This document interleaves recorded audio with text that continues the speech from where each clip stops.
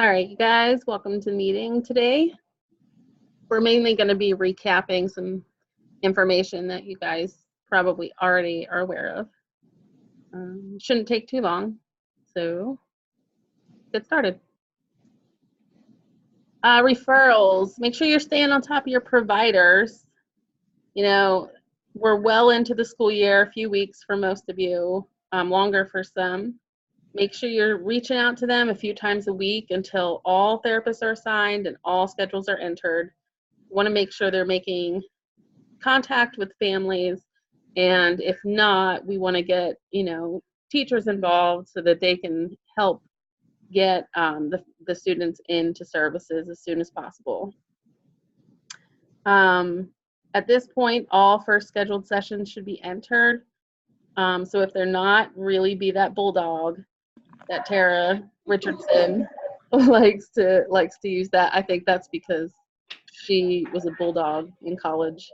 I think that was her mascot. So, and now at this point, if all of your first scheduled sessions are entered, start focusing on the recurring schedules, making sure that they have something in place if possible. I know not all students have the flexibility to be able to have a set schedule. Any questions on these? No. Okay, it's more of the same. So credentials. So our new system should be working properly now. So it's in place. Everything seems to be working. There's been a few bugs here and there that I think we've worked everything out. So if RSM marks a therapist unauthorized and you don't know why, let us know. Don't just mark them authorized. This check is running daily, so if you just mark them authorized, you're going to have to do that every day until we figure out what is missing or if there's something set up wrong at your school. So it might be a glitch, but at this point, it looks like it's more likely that the new system is catching something that the old system didn't.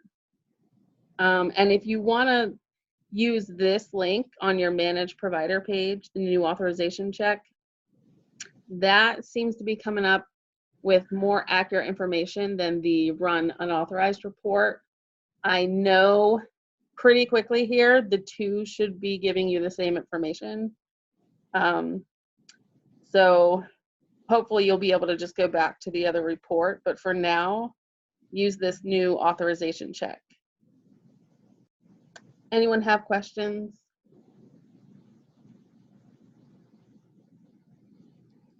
No questions. Okay. I can't see the chat. I don't know why it won't open up.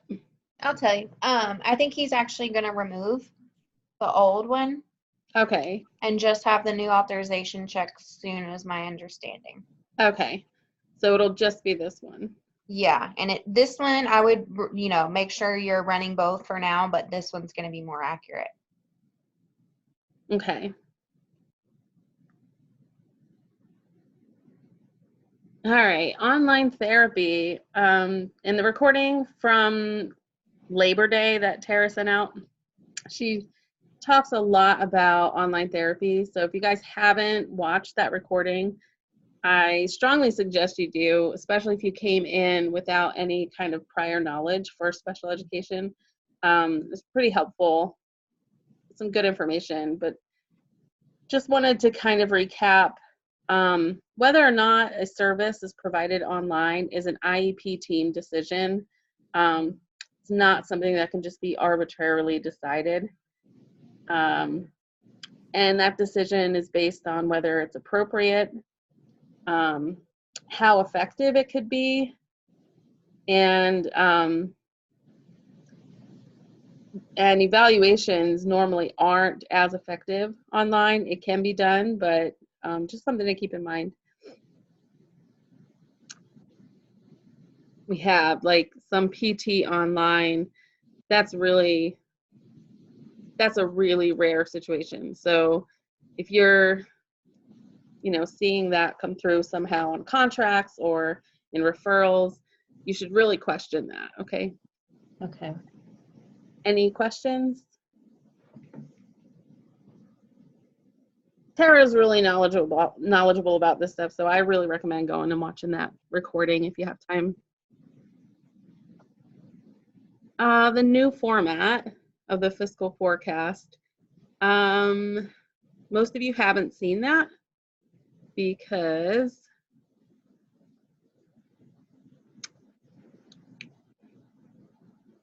I didn't really send it out. There wasn't a whole lot for you guys to review. Let me see. I'm not really sure how to do this, so I'm going to just stop sharing so I can open one up. So you guys can see what it looks like now. It's really fancy. And actually, it's my hubby that put it together, so like, personal point of pride on it. All right, I'm going to share again.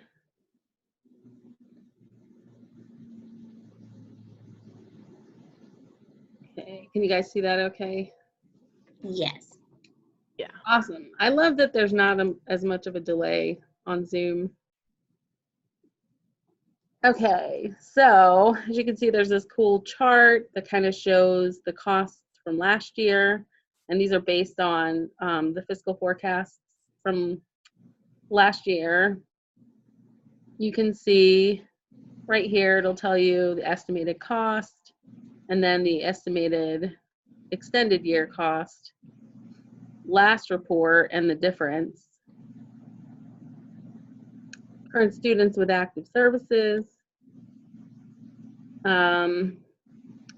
This stuff is mostly the same, the invoicing, unpaid, and the total paid. And then the current students with active services is here as well. Invoicing again for this year. So it's pretty much the same. When you go to CPR review, this is where the explanation is. That's exactly the same. The invoices and then the CPR data, this is pretty much the same as well. The Jenny report is included on here. It didn't used to be, but we used to pull it just to get the total. And then there's this logistics tab that tells how to pull the report. So you guys can ignore that. So it's pretty much the same, except you've got this nifty little chart. Any questions about this report? No. Okay.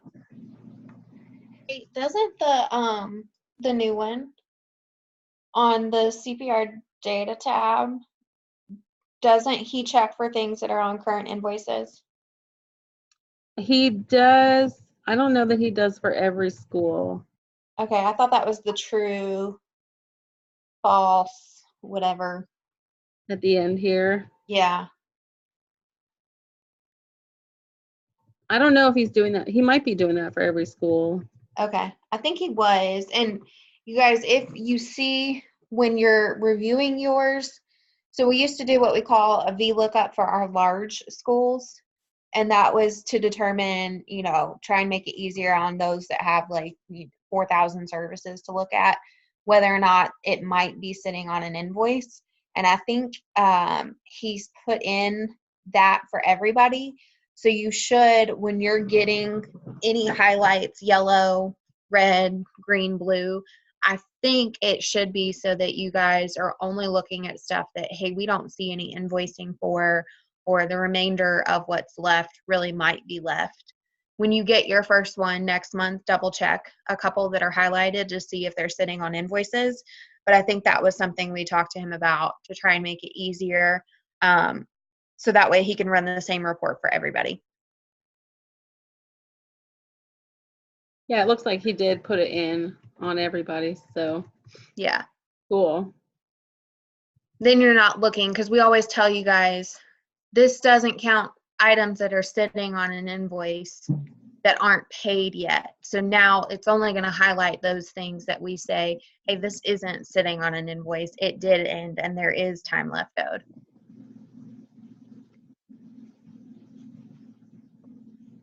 All right. It's definitely a lot fancier than the ones we used to do. He's got all kinds of fancy equations in there. All right. And if you guys need help going through it, don't worry, just reach out. Feel free. Like I said, there wasn't really anything on any of the Western region reports yet, except for Nevada, which we looked at together, Ariel. So there wasn't really a need for you guys to review it this month, but next month there will be, since you'll have services that have ended.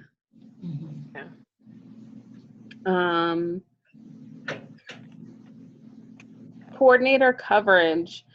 So this is just this is something else that Tara talked about in her recording. If we're gonna provide coverage while you guys are out, ideally we need access to a shared email account, your IEP system, your Trello boards, your RS manual.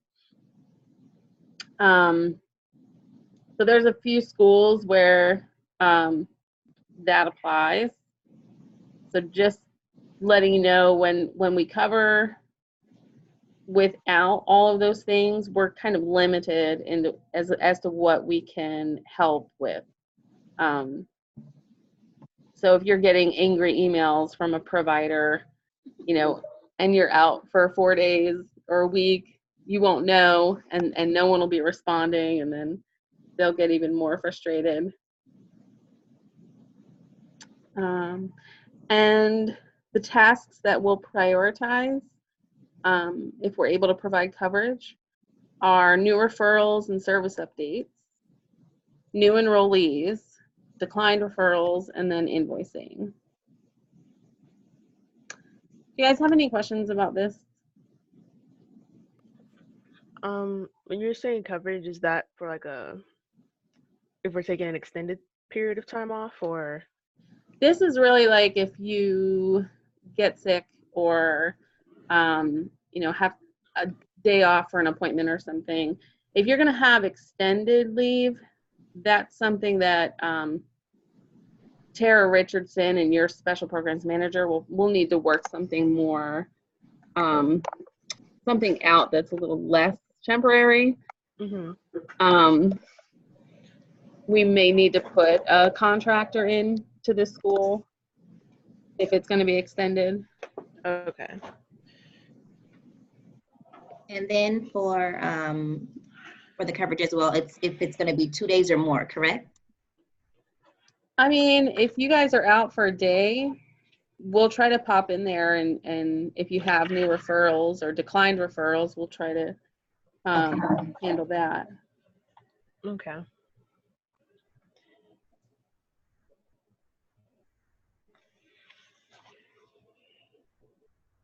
Anything else? Nope. Okay. All right. Contracts. So the new contracting system seems to be catching a good flow. So you guys should be seeing contracts coming back. I don't think there's very many out for you guys. So just remember to send it to related services contracts at k12.com. And send it to me first to review, because we're seeing like certain questions that we'll be able to kind of answer before it goes through part of the contracting process. So we might be able to catch things and kind of expedite the process a little quicker. Does anyone have questions about the new contracting process?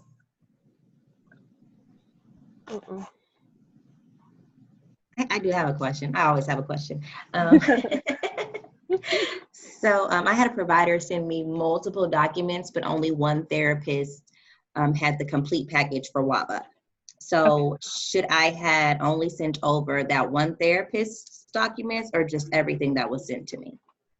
You can just send one therapist's full Okay. credentials. They just want to see that there is one therapist ready to go. Okay.